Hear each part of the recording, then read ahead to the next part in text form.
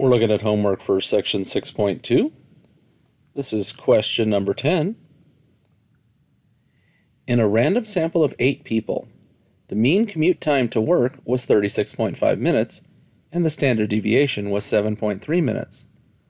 A confidence interval using the t-distribution was calculated to be 31.6 to 41.4.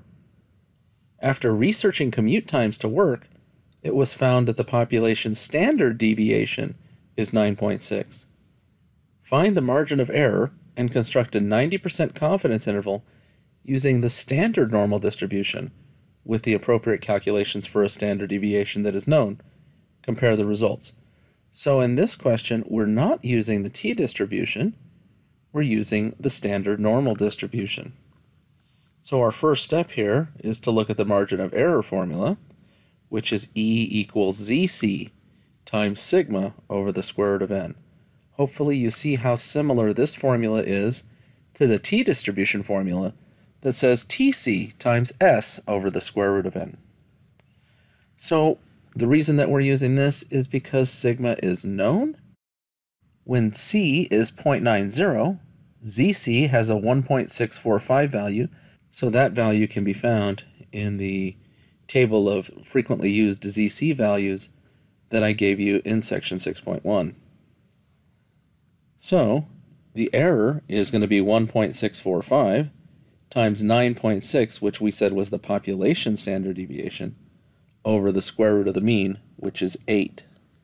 Calculating that value, we get 5.583315144. Rounded to 2 decimal places is 5.58. So that's our error.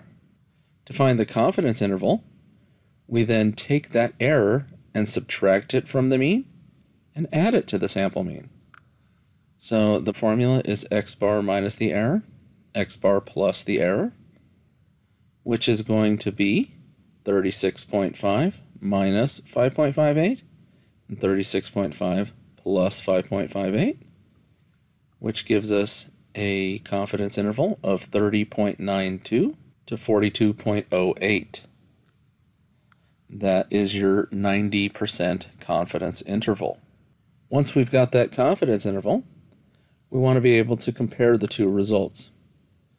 So when we look at this confidence interval compared to what they had originally, this is 30.92 to 42.08.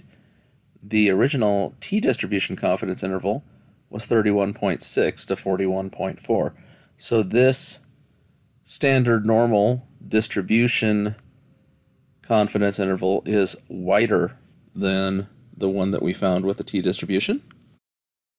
So the correct choice here is answer C. The confidence interval found using the standard normal distribution is wider than the confidence interval found using the student's t-distribution. And that's your answer.